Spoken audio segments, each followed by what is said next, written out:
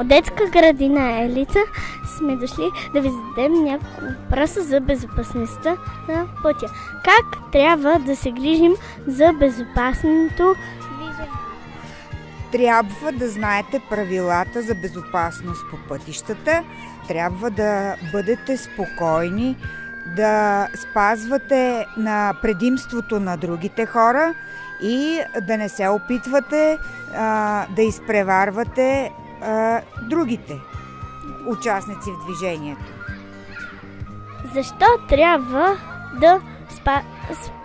да спазваме правилата на движението на пътя? За да пазите живота на хората, които са около вас и собствения си живот. Благодаря ви. Гледайте се около вас. Какво виждате? Знаци колела. Ръчички да виждаме. Кажи, Кирчо. Знаци колела, каски. Точно така. Кажи, Росен. Каски. Награди. Да, и това е важно наистина. Добре, точно така. Днес ще си припомня някакви правила за движение, както на пешеходци, така и на велосипедисти. Така. Да видим сега пред вас, какво ще ви покаже, дали ви познавате. Защо я слагат хората? За да не виждат. За да виждат кога? Кога да през нощта. Точно така. За да ни виждат през нощта. С каква цел? Защо да ни виждат? Защото може да катастрофираме. Точно така, може да катастрофираме и да пострадаме. Точно така, деца. Ето светлоотразителните жилетки и тази линия, лента се казва светлоотразителна лента. Точно така. А къде е другаде може да срещнем светлоотразителни ленти? Хайде да видим. На полицаите. Освен на полицаите? На ячетата. Точно така. Ето на колелата. На колелата. Точно така. Отзад на... Къде другаде може? На раницата. На раничката. А защо ни е нужно и на раничката да имаме светло? За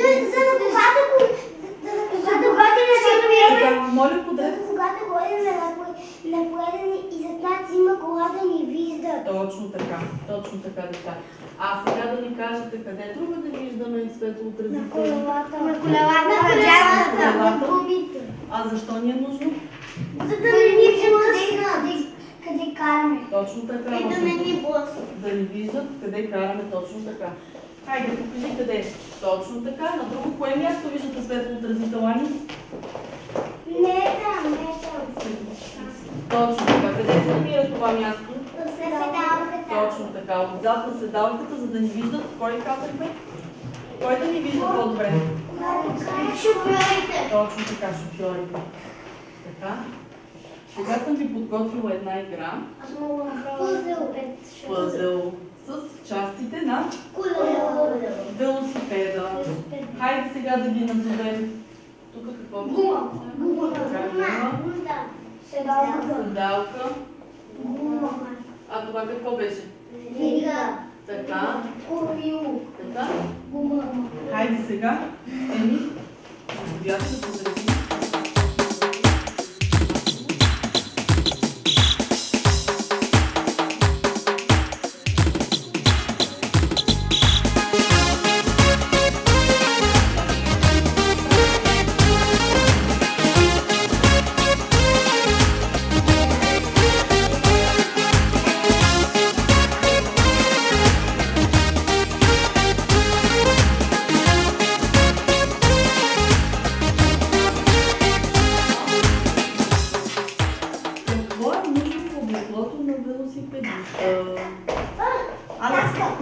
Хайде да сложиш от ляво нещата, които са нужни в облеклото на велосипедиста.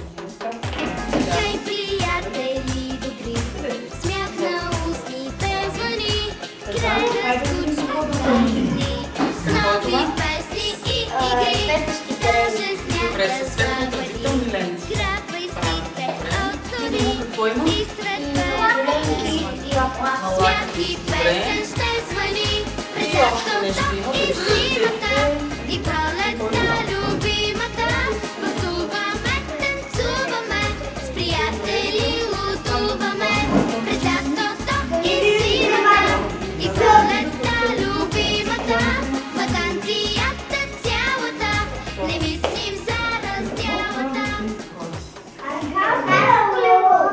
А къде карат колело?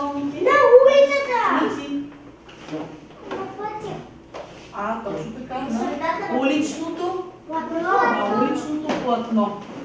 А дали възрастните приучват децата на правилното място да карат колелета? Не. А защо не е правилно мястото?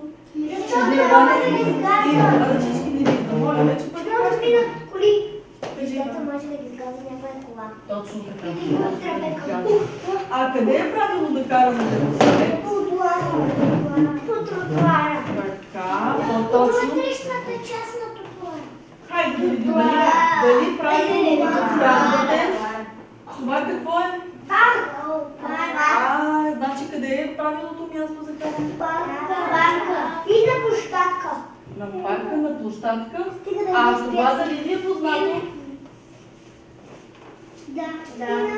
Как се казва тази? Колелето е тази. Алея. Специална улица с колелето, само с колелета. Алея, точно така. По-точно как се казва тази алея? Зипена. Вело, алея. Добре. Хайде да обърнем внимание какво има нарисувано на вело. Стрелки, колела. Точно На така. къде да тръгва колелото? Да, които На къде обозначават. може и назад. Точно така. Хайде да обърнем внимание на знака. Внимание, карат се колела. Чуйте правилата на играта. Състезателно е, което означава, че трябва да се справите за възможно най-бързо време от гордо велосипедисти и от Кой е днес като мен? Имам си велосипед червен. Бягай, бягай, мой велосипед, все напред и все напред, напред. Бягай, бягай, мой велосипед, все напред и все напред. Аз педалите въртя, като птица вики налетя. Бягай, бягай, мой велосипед, все напред и все напред, напред.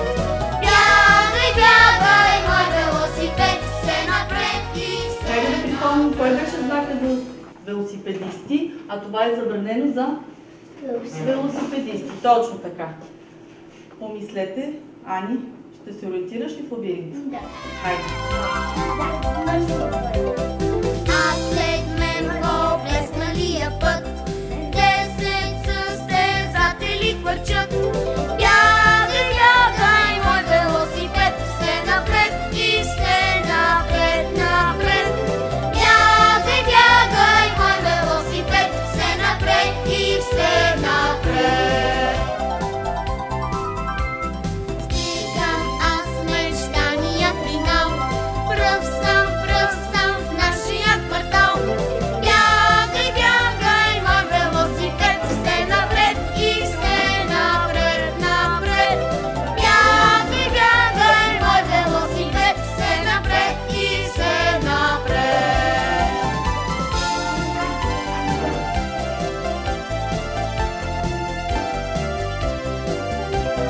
Бягай, бягай, мой велосипед, все напред и все напред. Следващата игра познай верният знак. Хайде да видим на тази картинка. Внимание, без ход. Момент. Къде се намират бабата и детето? Кажи ми. На подписа. На подписа, където там Точно е така. метрото. Може метро, може. Няма Да, метро. точно така. Няма метро. Тази картинка, къде се намират децата? Кажи, Ивана. Точно така, на пешеходната пътека. А тук деца преминават, кой преминава? Пешеходна пътека, хора. Дечица. Внимание, стълби. Да. Тук задачата ви е следната. Знаците са разменени. Трябва да им намерите правилното място. Хайде да погледнем пак първата картинка. Що минават бабата и детенцето в поднес, кой знак трябва да упоменава, че това е поднес? Ивана? Кой е знак от всичките? Внимание, стълби. Добре, хайде да размени. Внимание, Сложи този знак тук. Прилучи. Така. Махни червения. Така. Добре. Браво. Да. Да, точно така. Размени местата. Смело. Така, стоп. Вземи сега другия знак. Не. Да. Да, точно така. Браво. Точно така. Сега кой какво трябва да прави? Виждате ли празните места, на които трябва да се поставят знаци? Пак подлез. Пешеходци. Какво трябва да има? Внимание. Точно така. Внимание, пешеходна пътека. Внимание, като това. Ето тук върху. Да. Точно. Върху това? Не, върху празното стълбче. Да. Добре. Чудесно. И там ще сложим децата, които не пресичат правилно. Виждате ли как всяко детенце е номерирано? Виждате ли? Да. Сашко, виждаш ли? Да. Така. Отляво ще сложим с цифрички децата, които не пресичат правилно, а отдясно децата, които пресичат и спазват какво? Правилата. Правилата за... Правилника. Правилата за... Как се пресича? За движение. Правилата за движение по пътищата. Хайде да видим номер 1 детенцето. Номер 1 прескочва оградата. А така ли трябва да бъде? Не. Може ли така да ми... Знак трябва да преместиш на забранено за пешеходци. Там не трябва да се пресича. Записваш чифличката 1. Да. Добре. Номер 2. Браво. Страхотно. Така. Хайде номер 4 да видим. Къде минава момичето? На правилното място? Не. А къде трябва да премине? Трябва да видим по школата, дека Точно така. Хайде, Иван. Къде трябва да впишеш номер 4? Точно така.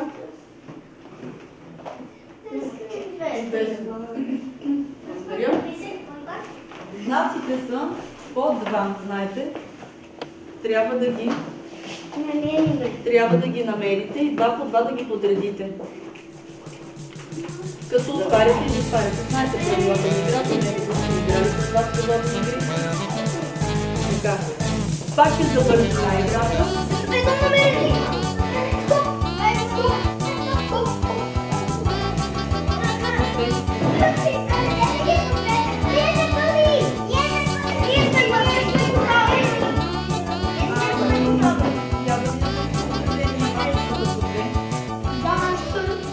Браво. Добре, правилно, браво. Хайде да видим пътя на отбор. На другия отбор. Момент цвета да сменим. Добре, хайде да бъдем. Добре. Правилно. Както виждате, това е едната маса. Ще ни покажат правилния път да стигнат до... Къде е това? Къде е това? От детската градина, точно така. Трябва да спазвате знаците, моля, за да преминете успешно по правилния път. Хайде да започнете работа.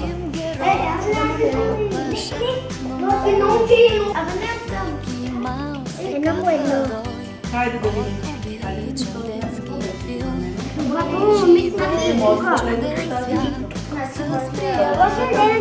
Айде да видим какво свети. Погледнете светофара какво свети. Сега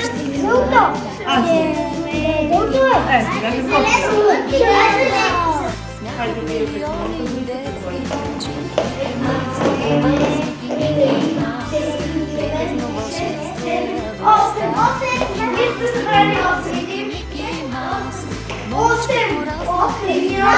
Понеже и двата отбора се справихте чудесно, бяха съобразителни, внимателни, послушни и бързи и точни, така че двата отбора сте наравно.